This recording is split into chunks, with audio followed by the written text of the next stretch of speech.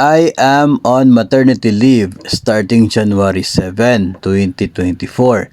This February, I will be reporting on the office due to voluminous work. What will happen to my remaining maternity leave? Is it convertible to cash per request? So ito, ang case, nanganak siya, nag-maternity leave siya January 7, start ng maternity leave. So kapag nanganak ka, supposedly, 105 days yon. Or kung nakunan, so 60 days yung leave mo. Pero sa case ng ating sender, by February, after 1 month ng kanyang leave, ay babalik na siya sa trabaho dahil nga sa kanyang mga napakaraming trabaho. Siguro wala pong ibang personal na kasama niya sa office o kasama niya doon na siya pong nagti-take over ng trabaho niya at kinakailangan talaga yung presensya niya. So ito po yung sagot, no? Dito po sa implementation ng atin pong maternity leave. Dito po yung start ng 105 days. So ito po ay galing sa isang resolution ng Civil Service Commission regarding dito sa maternity leave implementation.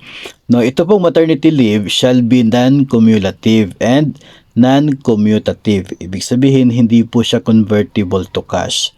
Okay?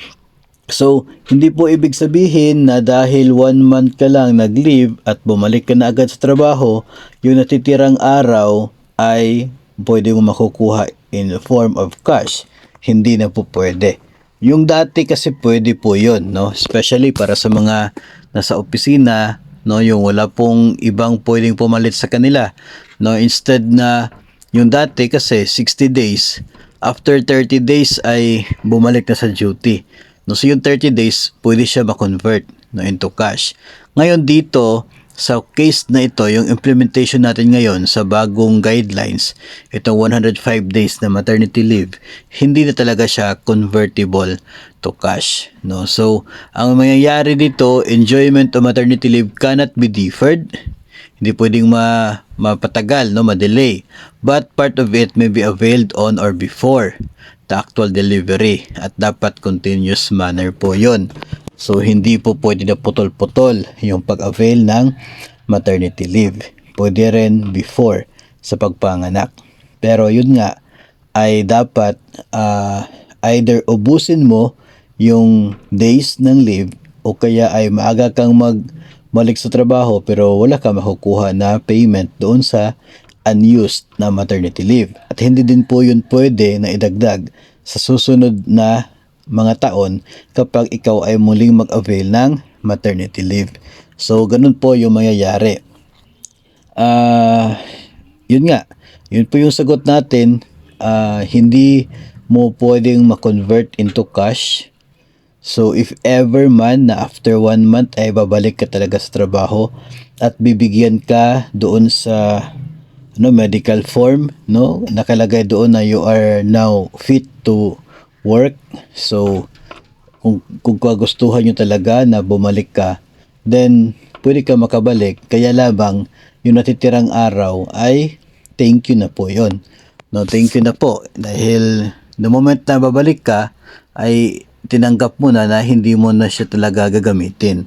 No, so yun po yung mangyayari dito. So, ang pwede naman siguro, if ever sobrang dami ng trabaho and walang ibang baka pwede mo naman na, yung kahit ilang araw in a week, na gagawin mo yung ilang mga trabaho, pero wag ka munang bumalik talaga. Wag ka munang magpa-reinstate. Para at least hindi ka required na talagang sa oras na ito, pumapasok ka, ginagawa mo yung trabaho, baka pwedeng ganon, no? So, depende po yun sa paging arrangement ninyo. Pero the moment kasi na mag-reinstate ka, balik ka sa trabaho, and you are cleared by your doctor, you are cleared kasi fit to work ka na, pwede ka nang bumalik. Pero nagpa-reinstate ka na, so tinapos mo na yung maternity leave mo, hindi mo na kasi pwedeng gamitin yung natirang araw in the next few days or next few weeks, no? Magiging thank you na talaga siya. And yun na, hindi mo rin siya pwede ma-convert into cash. So, walang parang benepisyo na mas pabor para sa'yo.